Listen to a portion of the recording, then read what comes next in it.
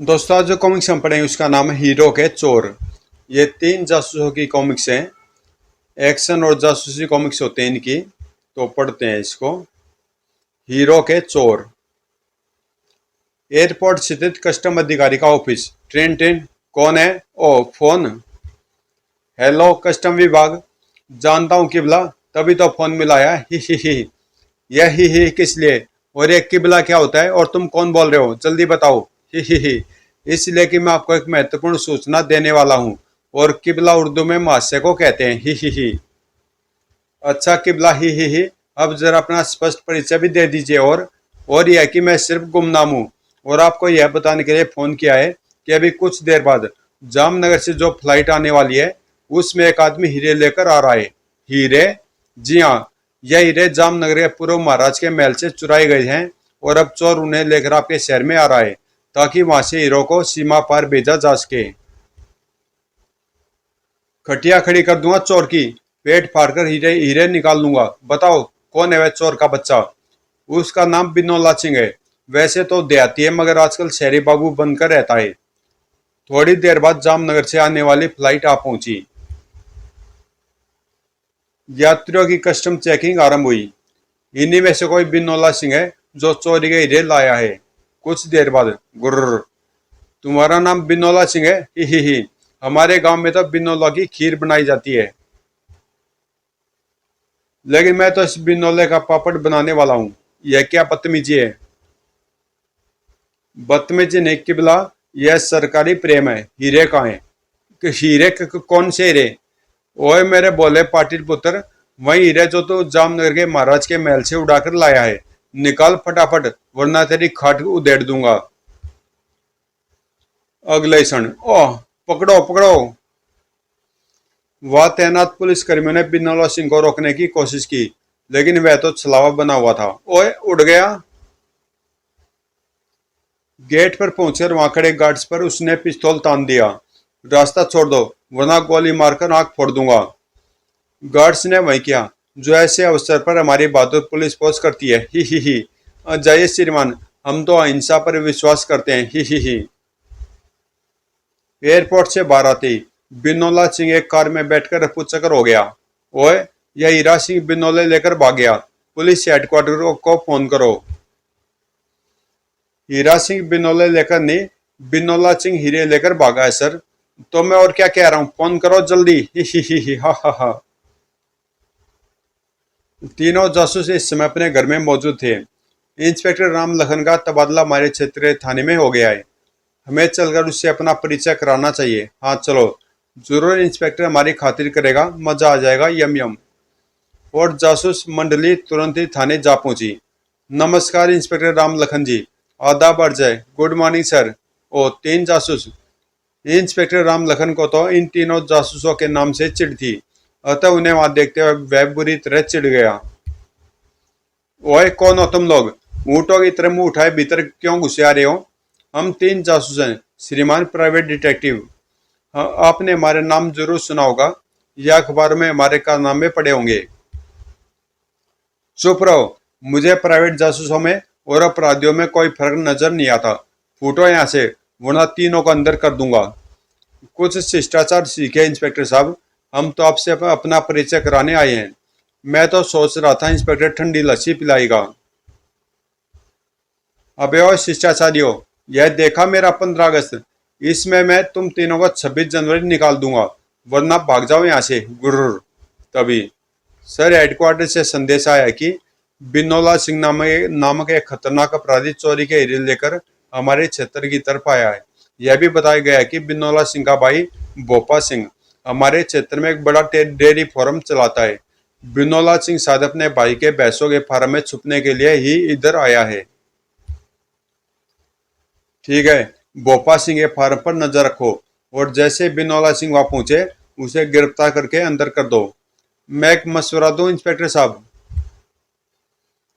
चल दे दे मशवरा, तू भी क्या याद रखेगा। आप भोपा सिंह के फार्म पर तुरंत छापा मार दे। अगर बिनोला सिंह वहां हुआ तो पकड़ में आ जाएगा। वाह वाह, क्या शानदार मशवरा दिया है। भोपा सिंह ने कोई अपराध नहीं किया है, वह इस क्षेत्र का एक शरीफ निवासी है और मैं सिर्फ संदेह के आधार पर पुलिस पार्टी लेकर उसकी भैंसों पर चढ़ दौड़ूं। मेरा मतलब है उसके फार्म पर रेड कर दूं। नहीं नहीं, तो फिर ऐसा कीजिए कि अबे वो गुट के गए चौथा हिस्से, मुझे तुम्हारे मशवरों की कोई जरूरत नहीं है। और अब मेरा मशवरा मानकर तुम तीनों फूट लो यहाँ से, वरना तुम्हें लॉकअप में बंद करके करके भूल जाऊंगा। और फिर जालिम ने बड़ा बेआबरू करके निकाला है। इंस्पेक्टर राम लखन मुर्दाबाद। हाय रे मेरी ठंडी लस्सी। वो तीनों वापस घर की ओर चले जा रहे थे। हाय मैं लुट गया, तू मुझे क्यों छोड़ गई राम प्यारी? कौन जालिम भगा ले गया तुझे? हाय, यह तो अपना दूध वाला घसीटा राम है। शायद इसकी बीवी भाग गई है, इसलिए रो रहा है। हमारे मोहल्ले में ही रहता है। वह घसीटा राम के निकट पहुंचे। भाई घसीटा राम, किसने घसीट दिया तुम्हें जो इस प्रकार रो रहे हो? मुझे नहीं घसीटा जासूस साहब, कोई मेरी राम प्यारी को घसीट ले गया है। बूह। राम प्यारी तुम्हारी पत्नी थी घसीटा राम? क्या बात करते हैं साहब, अगर पत्नी होती तो मैं भला इस प्रकार रोता? राम प्यारी तो मेरी भैंस है, जिसका दूध मैं आपको भी पिलाता रहा हूँ। भैंस? तुम्हारी भैंस भाग गई है, अब हम दूध कहाँ से पियेंगे? मेरी भैंस भागी नहीं है साहब, कोई उसे भगाकर ले गया है। मैं तो बर्बाद हो गया। आप लोग जासूस हैं, मेरी भैंस को ढूंढकर ला दीजिए। हम भैंसों को नहीं, खतरनाक अपराधी को पकड़ते हैं घसीटा। हाँ, हम बड़े जासूस हैं, पूरे देश में हमारे नाम का डंका बजता है। लेकिन आप लोगों को मेरी सहायता तो करनी पड़ेगी, आखिर हमारी मोहल्लेदारी है। और फिर आप राम प्यारी का भी तो दूध पीते रहे हैं, आपका और उसका करीबी संबंध है। बात तो यह ठीक कह रहा है, तुम्हारी बात में दम है घसीटा, हमें तुम्हारी सहायता करनी चाहिए। सबसे पहले थाने चलकर भैंस की चोरी की रिपोर्ट लिखवाते हैं। इंस्पेक्टर राम लखन तीनों जासूसों को दोबारा थाने में देखकर हत्थे से उखड़ गया। तुम लोग फिर आ गए, गेट आउट। रिलैक्स इंस्पेक्टर साहब, रिलैक्स। यह पुलिस या तो बावला सुसरा। हम चोरी की रिपोर्ट लिखवाने आए हैं। क्या चोरी हुआ तुम्हारा? भैंस? भैंस? तुम्हारा मतलब है वह काला सा जानवर जो हर वक्त मुंह चलाता रहता है और दुम हिलाता रहता है। जी हाँ, हम उस जानवर को भैंस कहते हैं और उसका दूध भी पीते हैं। हमारे घसीटा राम जी की कोई भैंस चुरा कर ले गया है, आप उसे ढूंढ दीजिए। और अगर मैं इस घसीटा राम को घसीट कर अंदर कर दूं तो? आप ऐसा नहीं कर सकते। अरे बाप रे, क्यों नहीं कर सकता? तुम लोगों ने मुझे समझ क्या रखा है? क्या मैं पुलिस इंस्पेक्टर इसलिए बना हूं कि भैंसों के पीछे भागता रहा हूं?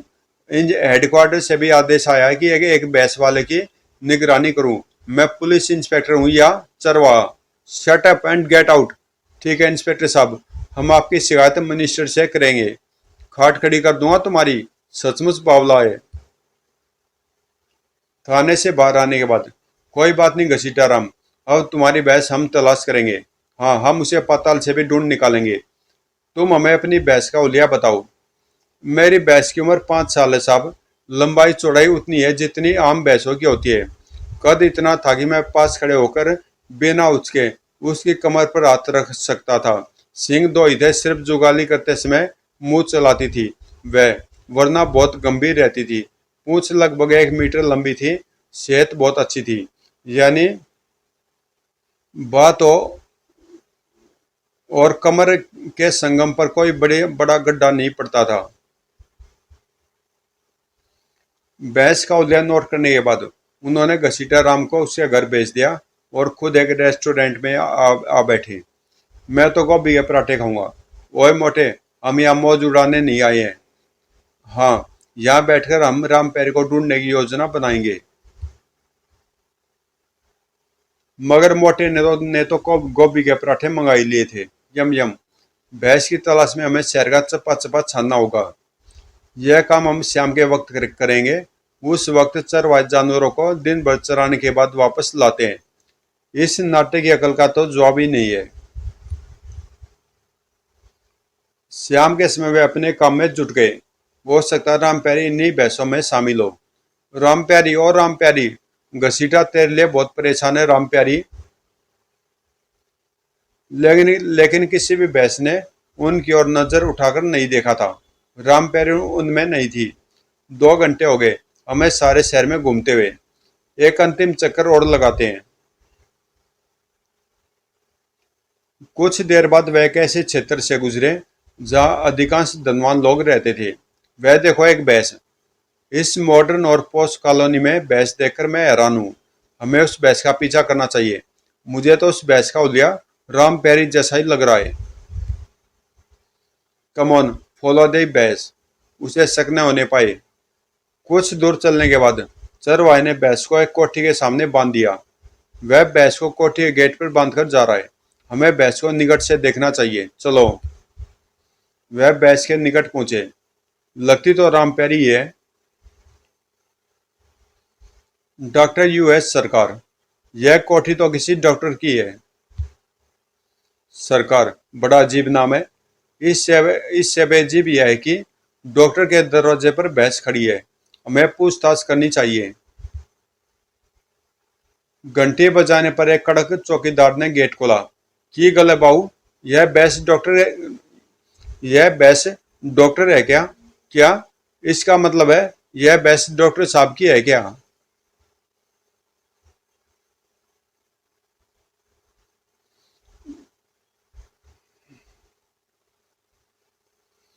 फिर अब क्या करें? अगर भैंस की शिनाख्त हो जाती है तो आगे कुछ कार्रवाई नहीं करते।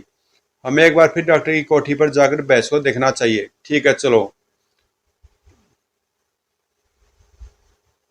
तुम्हारी है, चलो फुटो यहाँ से, गुर्र।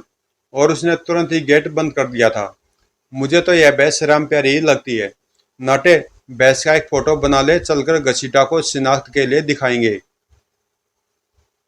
नाटे ने जेब से पॉकेट कैमरा निकालकर भैंस का फोटो बनाया। क्लिक।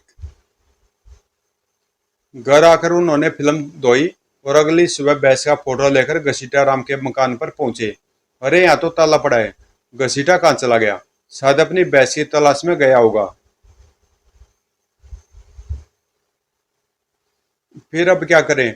अगर भैंस की शिनाख्त हो जाती है तो आगे कुछ कार्रवाई करते। हमें एक बार फिर डॉक्टर की कोठी पर जाकर भैंस को देखना चाहिए। ठीक है, चलो। जब डॉक्टर की कोठी के निकट पहुंचे, ओ, वह भैंस को टेम्पो में चढ़ा रहे हैं। कहाँ ले जा रहे हैं उसे? वह दूर से देखते रहे। कुछ देर बाद टेम्पो भैंस लेकर रवाना हुआ। बात कुछ समझ में नहीं आई। डॉक्टर ने भैंस को कहाँ भेजा है? शाम को आकर देखेंगे कि भैंस वापस आएगी या नहीं। और जब वह शाम को दोबारा वहां पहुंचे, भैंस आ चुकी है। यह क्या चक्कर है? लेकिन यह वह भैंस नहीं है।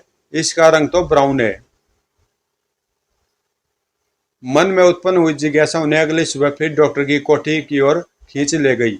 ओह, आज इस भैंस को भी टेम्पो में भेजा जा रहा है। मामला रहस्यमय होता जा रहा है। मुझे तो लगता है इस डॉक्टर का धंधा भैंस चुराना है। रोज एक भैंस चुरा कर बेच देता है। हमें आज इस टेम्पो का पीछा करना चाहिए।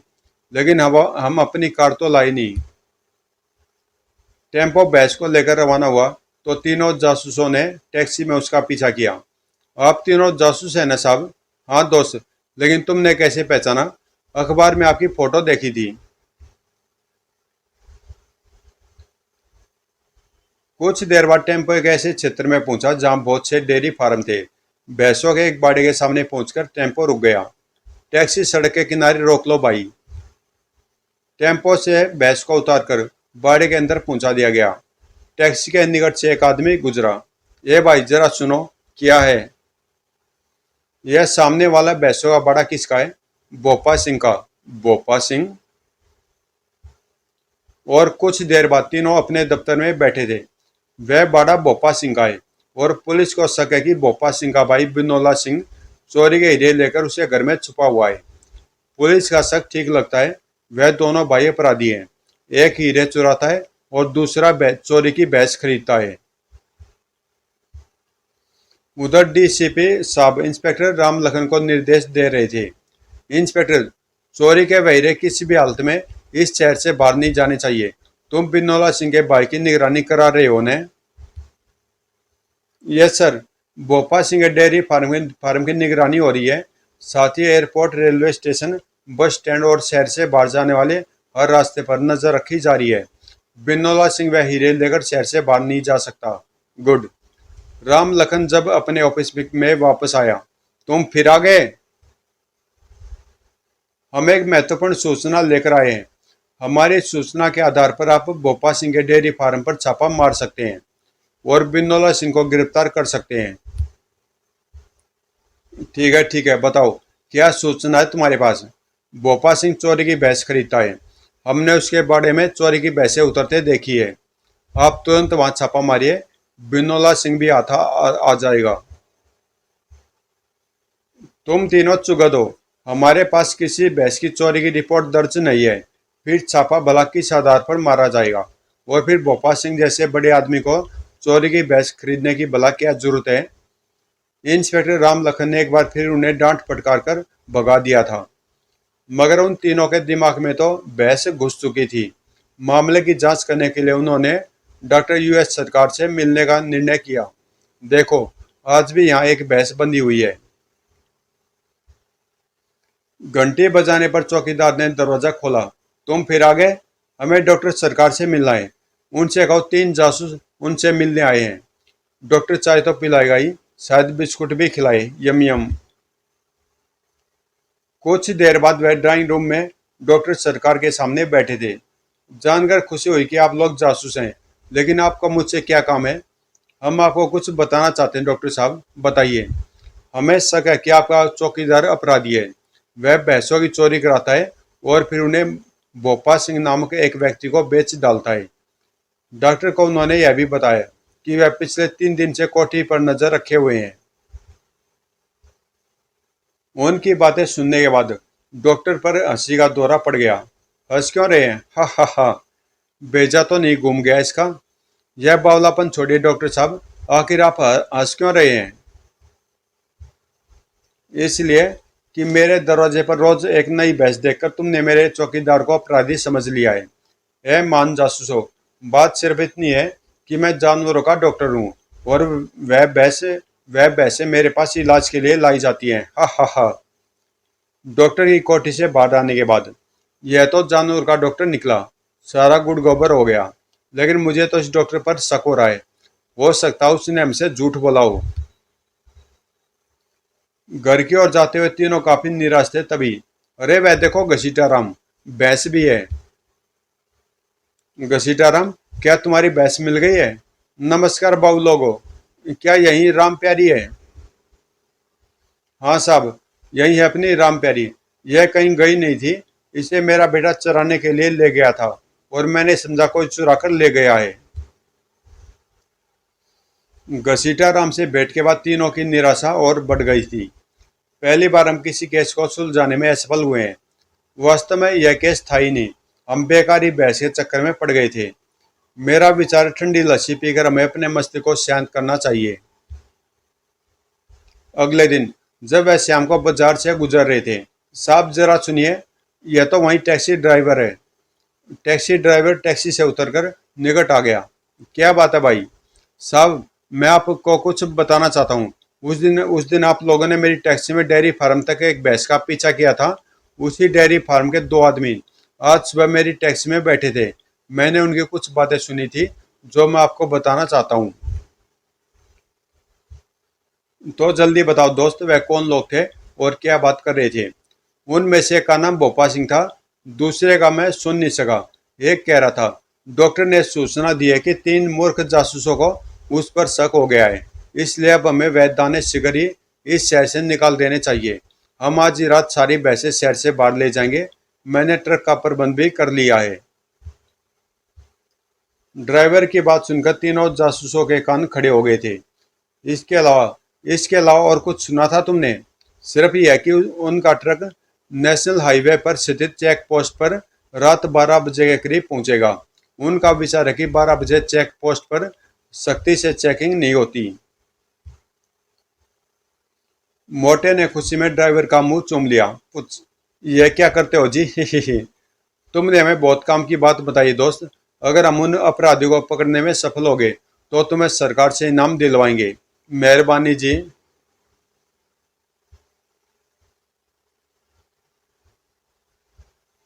वापस अपने दफ्तर में आकर तीनों सिर जोड़कर बैठ गए। भोपा सिंह चोरी की भैंसें शहर से बाहर ले जाना चाहता है। हमें इंस्पेक्टर राम लखन को सूचना देनी चाहिए। इंस्पेक्टर हमारी बात नहीं सुनेगा तो फिर क्या करें? मुझे एक आइडिया आया है। जल्दी बोलो। नाटा उन्हें अपना आइडिया समझाने लगा। उसी शाम डीसीपी के ऑफिस में फोन की घंटी बजी। Hello DCP speaking. आपके लिए खबर है डीसीपी साहब। आज रात 11 और 12 के बीच नेशनल हाईवे से एक ट्रक गुजरेगा जिसमें भैंसें भरी होंगी। भैंसें? यह क्या मजाक है? पूरी बात सुनिए डीसीपी साहब। वास्तव में उस ट्रक में तस्करी का माल होगा। भैंसें तो सिर्फ कवर के लिए होंगी। आप उस ट्रक को रोकने के प्रबंध कर लीजिए। सूचना देने वाले ने इतना कहकर फोन बंद कर दिया था।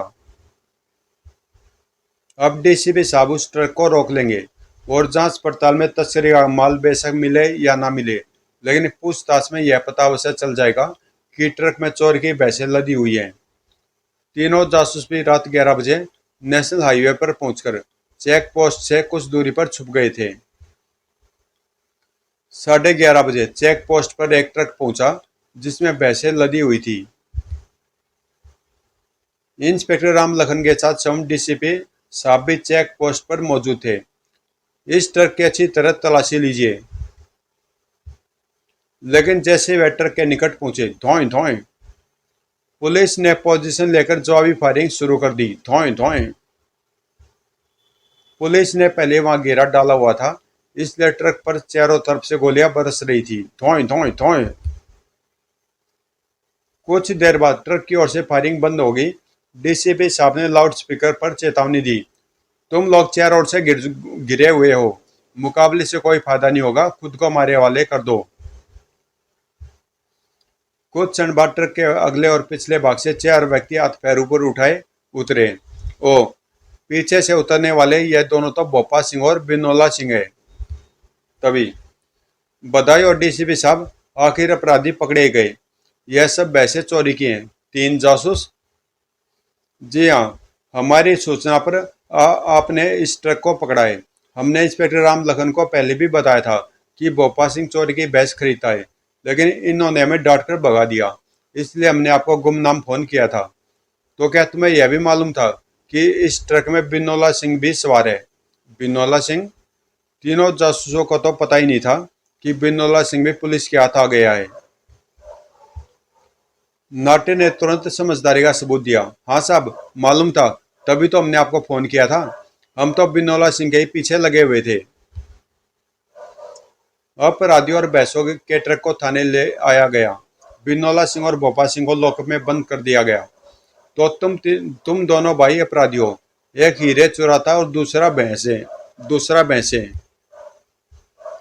मैंने कोई भैंस नहीं चुराई। ट्रक में लदी भैंसें मेरी अपनी है। मैं तो उन्हें पड़ोसी राज्य में बेचने ले जा रहा था। लेकिन तुम्हारे भाई ने हीरे चुराए हैं, उसके बारे में क्या कहते हो? वह हीरे कहाँ है बिनोला सिंह? मुझे नहीं पता। फिर रात भर बिनोला सिंह की खाट खड़ी की गई, लेकिन उसने हीरो का पता नहीं बताया। मेरे पास हीरे नहीं है। तीनों जासूस भी सारी रात थाने में ही थे। सुबह को मोटा जासूस बाहर आया। थाने में भैंसें बंधी हुई अच्छी लगती है, ही ही। और फिर मोटे जासूस का मन दूध पीने के लिए मचल उठा। अभी गिलास लेकर आता हूँ और सबका दूध पी जाऊंगा। यम यम। कुछ देर बाद, लात मत मारियो, बस थोड़ा दूध दे दे। लेकिन वह किसी भी भैंस का दूध निकालने में सफल नहीं हो सका। तभी, ओए मोटे, दूध चुरा रहा है? कोशिश कर रहा हूँ, लेकिन इनमें से कोई भी भैंस दूध नहीं देती। दूध नहीं देती? हाँ, यह सारी भैंसें बीमार है। इनके थन में टाके लगे हुए हैं, जैसे ऑपरेशन हुआ हो। यह देखो। नाटे ने सभी भैंसों के थनों का निरीक्षण किया। बड़ी अजीब बात है, सभी भैंसों के थनों का ऑपरेशन हुआ है और एक सीधी लाइन में टाके लगे हुए हैं। बीमार होंगी बेचारी। मैं कुछ और ही सोच रहा हूँ। आओ डीसीपी साहब से बात करते हैं। डीसीपी साहब, मैं भोपा सिंह के एक भैंस का एक्सरे कराना चाहता हूँ। क्यों? भैंस का एक्सरे? ही। हंसने की बात नहीं है राम लखन जी। मुझे शक है कि बिनोला सिंह और भोपा सिंह ने हीरे भैंसों के थनों में ऑपरेशन करवा के छुपा दिए हैं। और डीसीपी साहब की समझ में बात आ गई थी। अतः तुरंत एक भैंस को जानवरों के अस्पताल में एक्सरे के लिए ले जाया गया। कुछ ही देर बाद एक्सरे रिपोर्ट आ गई। बड़ी हैरत की बात है डीसीपी साहब, यह रिपोर्ट बताती है कि भैंस के थन में ऑपरेशन के जरिए कोई चीज रखी गई है। और जब डॉक्टर ने भैंस के थनों का दोबारा ऑपरेशन किया तो 4 हीरे प्राप्त हुए। याहू, आखिर हमने हीरे ढूंढ ही लिए। शेष भैंसों के थनों से भी 4-4 हीरे प्राप्त हुए थे। डीसीपी साहब, अब उस डॉक्टर और उसके चौकीदार को भी गिरफ्तार करा लीजिए। वह भी भोपा सिंह का साथी है और उसी ने ऑपरेशन द्वारा हीरे भैंसों के थन में रखे हैं। डॉक्टर सरकार व उसके चौकीदार को गिरफ्तार कर लिया गया। डीसीपी ने तीनों जासूसों को जबरदस्त शाबाशी दी। तुम तीनों ने एक महान कारनामा अंजाम दिया है। हम तो सोच भी नहीं सकते थे कि भैंसों के थन में भी हीरे छुपाए जा सकते हैं। तुम्हें सरकार की ओर से बड़ा इनाम मिलेगा। लेकिन तीनों जासूसों के विचार कुछ और ही थे। इनाम का असली हकदार तो अपना घसीटा राम है। उसी ने हमें भैंस की तलाश में लगाया था और हम भैंस ढूंढते ढूंढते हीरो तक पहुंच गए। ही। इनाम का चौथाई हिस्सा हम घसीटा राम को दे देंगे और एक चौथाई उस टैक्सी ड्राइवर को दे देंगे। समाप्त। तो दोस्तों, कॉमिक्स यहीं पे समाप्त होती है। बीच में एक पेज इसका आगे पीछे हो गया था, लेकिन मैंने उसको पॉज करके पढ़ दिया था। और ये अच्छी कॉमिक्स थी, कॉमेडी भी थी और जासूसी भी। तो मिलते हैं किसी अगली कॉमिक्स में।